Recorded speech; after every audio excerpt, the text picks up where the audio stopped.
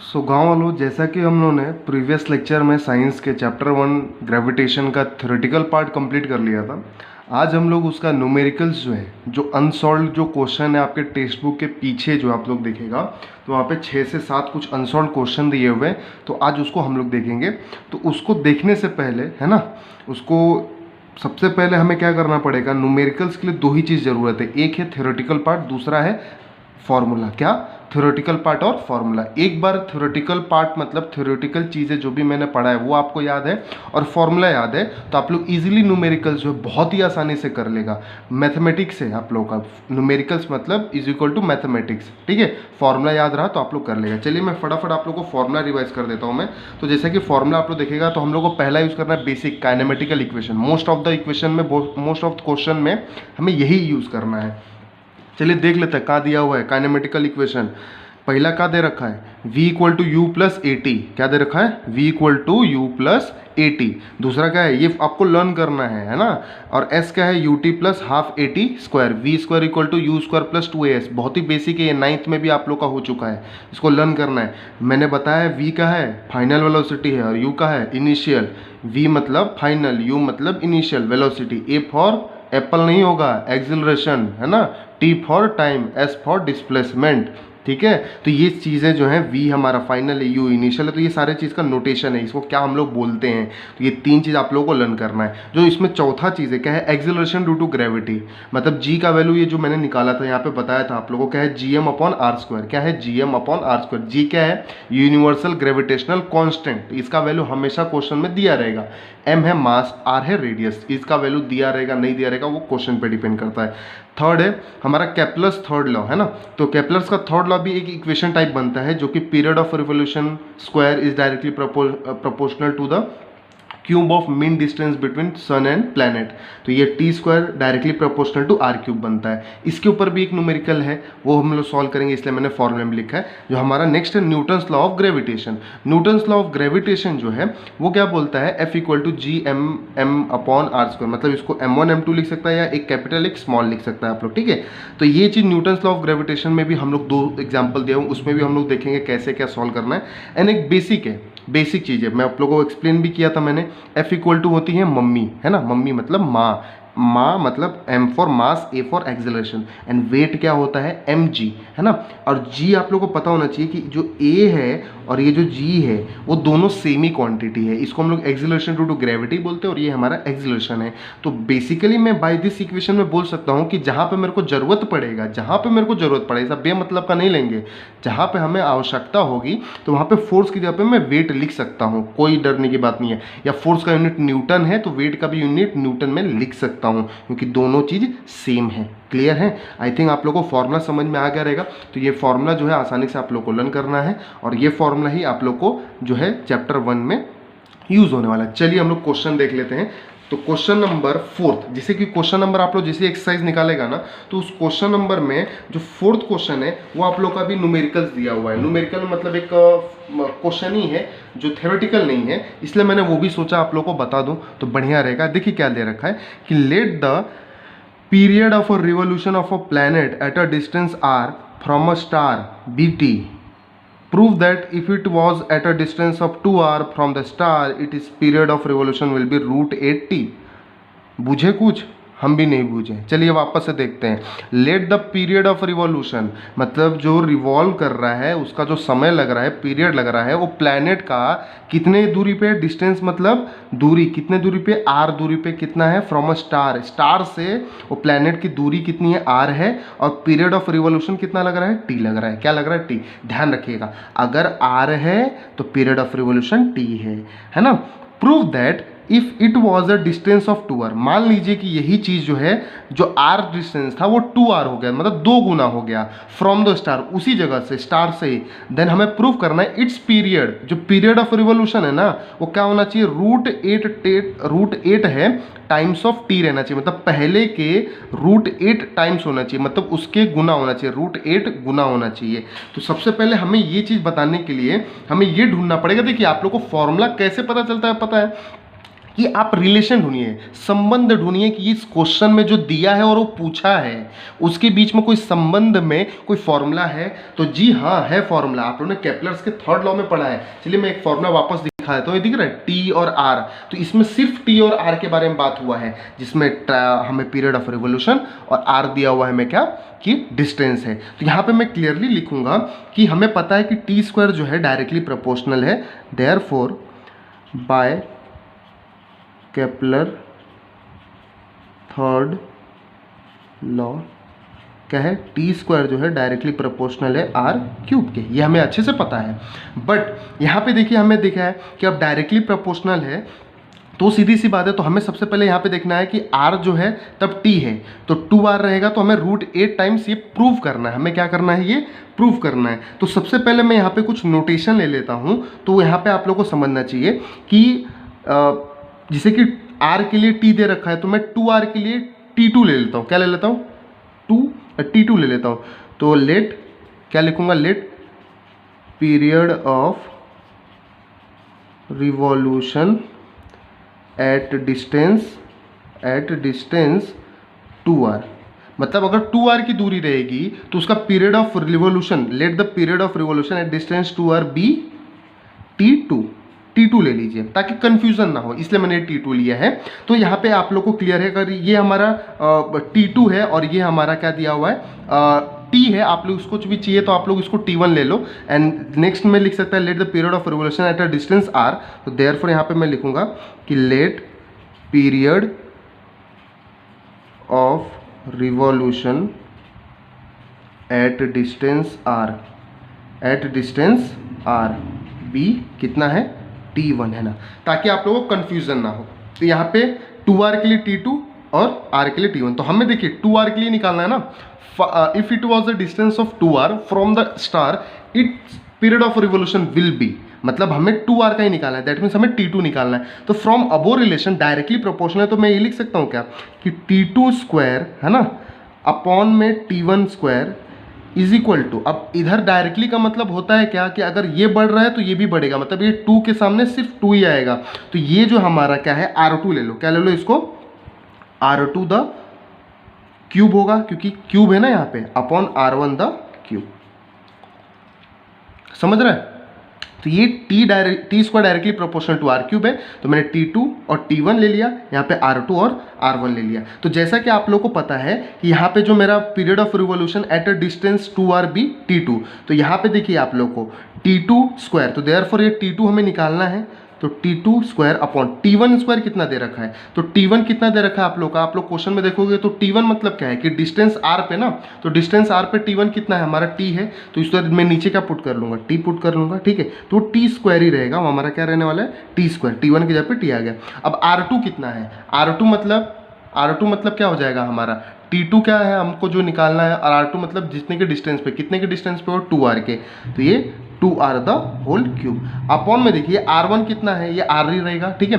अगर T1 हमारा T पे है तो R1 हमारा R के डिस्टेंस पे, हम लोग R के डिस्टेंस पे ले रहे हैं, तो R का क्यूब हो जाएगा। तो अगर मैं थोड़ा सा इसको सॉल्व करूँगा यहाँ पे अगर लाइन दे के, तो क्या हो जाएगा देखिए ध्यान से कि T2 square upon T square है ना इज इक्वल टू 2 का क्यूब क्या हो जाएगा 8, r का cube r cube upon r cube get cancel. अब t2 square is equal to क्या हो जाएगा, ये 8 इंटू टी स्क्वायर हो जाएगा। अगर मैं taking square root on both the side लूँगा, क्यों, क्योंकि मुझे स्क्वायर रूट में नहीं चाहिए ना, हमें स्क्वायर में नहीं चाहिए, तो स्क्वायर हटाने के लिए कौन आएगा, taking square root on both the side, तो taking square root on BTS, तो क्या हो जाएगा यहाँ पे t2 इज इक्वल टू 8 का स्क्वायर रूट तो होता नहीं है, तो 8 आ जाएगा, स्क्वायर हट जाएगा ना स्क्वायर रूट पे, वैसे t का भी स्क्वायर क्या हो जाएगा, हट जाएगा। तो ये क्या आ गया मेरा t2 equal to √8 times of t। देखिए जो हमें प्रूफ करने बोला था वो आ गया हमारा, प्रूफ दैट जो करने बोला था, हेंस प्रूफ हम लोग लिख देंगे, क्या लिखेंगे, हेंस प्रूव्ड।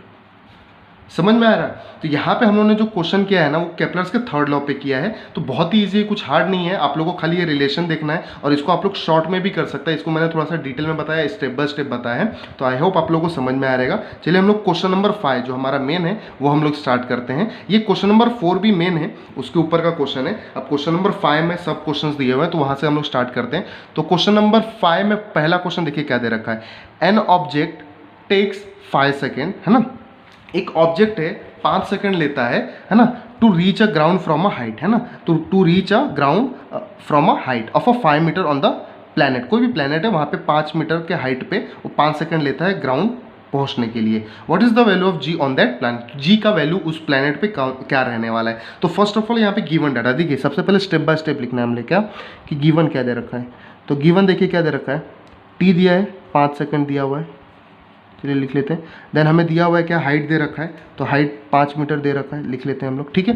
एंड देन हमें कुछ और दे रखा है, कुछ और तो नहीं दिया रखा है, ठीक है। फाइंड हमें क्या करना है वो भी लिख लेते हैं, हमें जी फाइंड आउट करना है, ठीक है। फॉर्मूला क्या रहने वाला है, फॉर्मूला, है ना, फॉर्मूला। ये स्टेप ध्यान में रखना है, given find formula then solution. ये स्टेप बाय स्टेप करोगे बोर्ड में, अगर आपका सॉल्यूशन में कुछ रॉन्ग भी होता है तो आप लोग का 1 से 1.5 मार्क्स यहाँ पे ऊपर ही मिल जाएगा, ठीक है। आपका 1 मार्क्स या आधा मार्क्स जो है आपके स्टेप पे अगर सॉल्यूशन में इन केस रॉन्ग होता है तो वहाँ पे कट सकता है, ठीक है। तो सबसे पहले फॉर्मूला कैसे लगेगा, अब फॉर्मूला का पता कैसे चलेगा, ये बहुत ही इंपॉर्टेंट चीज़ है। बच्चे लोग को यहाँ पे बहुत कन्फ्यूजन होता है। मैं भी यहाँ पे डायरेक्ट फॉर्मूला लिख सकता हूँ, बट मैं आप लोग को एक्सप्लेन करूँगा कि भाई फॉर्मूला आता कैसे, फॉर्मूला पता कैसे चल रहा है कि हम लोग फॉर्मूला कौन सा यूज़ करेंगे। तो सबसे पहले देखिए हमें निकालना क्या है, जी निकालना है। और मैं आप लोगों को बता दूं जी इक्वल टू ए होता है, क्या होता है ए, जैसा कि मैंने आप लोगों को अभी फॉर्मूले में बताया था कि इसको भी हमें क्या बोलता हूं, एक्सीलरेशन ड्यू टू ग्रेविटी, और ये भी क्या है, एक्सीलरेशन है। तो इनके से ए का वैल्यू क्या बन जाता है, जी हो जाता है। क्या होता है, ए का वैल्यू जी, जी का मतलब उसको नोटेशन अलग अलग है लेकिन नेम और काम धाम सब एक ही है, ठीक है। चलिए इसका फॉर्मूला ढूंढते हैं। तो मैंने बताया था कि फॉर्मूला कैसे ढूंढना है, आपको देखना है कि ऐसा आपको रिलेशन संबंध ढूंढना है गिवन और फाइंड में, है ना। तो आप ढूंढिए, सबसे पहले जी आपका ए बन गया है और एच आपको पता है, हाइट मतलब क्या होता है, हम लोग हाइट जैसा कि अभी काइनेमेटिकल इक्वेशन है और काइनेमेटिकल इक्वेशन में जो एस है ना वो हमारा हाइट ही कंसीडर होता है, ठीक है। डिस्प्लेसमेंट, डिस्टेंस, वो सब कैसा एक ही यूनिट है ना। देखिए क्वांटिटी हम लोग डेप्थ बोलते हैं, हाइट बोलते हैं, विड्थ बोलते हैं और डिस्टेंस बोलते हैं, डिस्प्लेसमेंट बोलते हैं, सबका यूनिट मीटर ही आता है। हाइट भी मीटर में ही हम लोग मेजर करते हैं नॉर्मली, तो इसलिए एस हमारा क्या रहेगा, एच के बराबर रहेगा। तो अब हमें ढूंढना है कि ये तीनों में से कौन सा यूज होगा। देखिए हमें निकालना जी है, जी मतलब ए निकालना है, तो ए निकालना है, तो ए तीनों इक्वेशन में है। अगर आप लोग देखिएगा ए किस में, तीनों इक्वेशन में है। हमें दिया क्या है, देखिए टी दिया है। तो अब देखिए टी वाले में इक्वेशन में कौन से, देखिए टी इस इक्वेशन में नहीं है, तो थर्ड वाला तो ऐसे ही कैंसिल हो गया। इधर मैं साइड में लिख देता हूँ, थर्ड वाला तो कैंसिल होगा, क्यों, क्योंकि ए तो निकालना है लेकिन टी भी दिया तो वो तो है नहीं, ठीक है। दूसरा देख लीजिए, अब उसमें देखिए और क्या दिया है, एच, एच मतलब एस दिया है। एस इसमें पहले वाले में है, नहीं है, तो वो भी क्या हो गया, कैंसिल हो गया। तो मेरा सेकंड वाला बचता है, तो सेकंड वाला विल बी और फाइनल फॉर्मूला, है ना। तो ध्यान में रखना फॉर्मूला कैसे ढूंढना है आप लोगों को गिवन डाटा से, तो ये आप लोग को अच्छे से समझ में आना चाहिए। तो हमारा फॉर्मूला क्या हो जाएगा, S equal to U T plus half A T square, clear है, S equal to U T plus half A T square. तो यहाँ पे देखिए आप लोग को फॉर्मूला मिल गया है। अभी नेक्स्ट स्टेप हमारा क्या रहने वाला है, सोल्यूशन रहने वाला है। क्या रहने वाला है, सोल्यूशन। अब सोल्यूशन कैसे निकालेंगे, उसके लिए दूसरा सब पेज ले लेता हूँ मैं, ठीक है। तो यहाँ पे मैं लिखूंगा क्या कि फ्रॉम, यहाँ पे सोल्यूशन करके ऐसा हेडिंग डालूंगा और क्या लिखूंगा, फ्रॉम फॉर्मूला। क्या लिखूंगा, फ्रॉम फॉर्मूला, मतलब मेरे को कहाँ से मिलने वाला है, फॉर्मूला से। तो फॉर्मूला क्या है मेरा, देखिए कि एस इक्वल टू, अगर चाहिए तो आप लोग ये दोबारा लिखने की भी गरज नहीं है, u T plus half A T square. तो देखिए एस हमारा क्या है, एच है ना, यू हमारा क्या है, इनिशियल वेलोसिटी।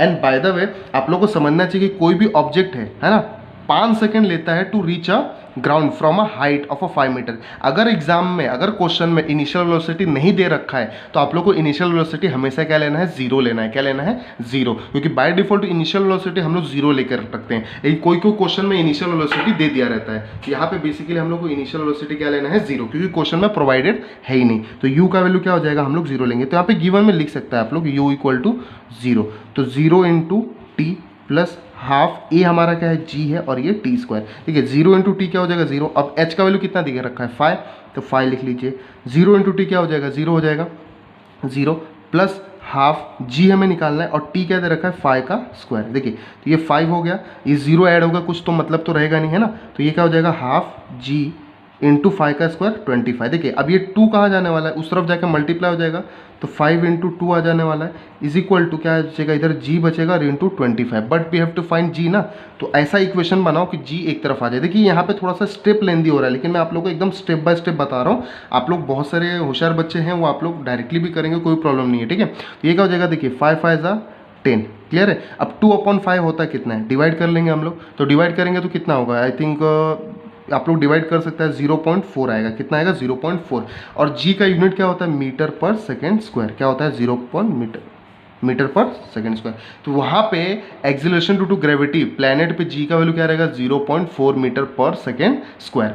समझ में आया। तो बहुत ही आसान क्वेश्चन था ये। 2/5 तो आई थिंक डिवाइड कर लेना चाहिए आप लोग को, अगर नहीं आता चलिए मैं बता देता हूँ फटाफट। ये 2 है, यहाँ पे ये 5 है, 2 से डिवाइड नहीं होता, 0.054 ज़ा 20 आ गया ये, ठीक है। जब डिवाइड नहीं होता तो इधर 0 पॉइंट करके इधर नीचे 0 लेकर हम लोग डिवाइड करते हैं। ये बेसिक सा चीज़ है, हम लोग को जी का वैल्यू मिल चुका है, क्लियर है। तो बहुत ही इजी सम था ये, तो आप लोग को आसानी से ये हम लोग को करना है। बस इसमें डिसाइड क्या करना है कि फॉर्मूला कौन सा लगेगा, याद रहने के बाद भी हमें डिसाइड करना है कि फॉर्मूला कौन सा यूज़ होगा, ठीक है। कैलकुलेशन बहुत ही ईजी है। चलिए हम लोग क्वेश्चन नंबर 5 का बी देख लेते हैं। तो बी क्या दे रखा है आप लोग को, बी दे रखा है the radius of a planet, है ना। A is half the radius of the planet B, if the mass of a A is ma, what must be the mass of a b, मतलब हमें mass of b निकालना है, so that the value of g on the b is half that of its value of a।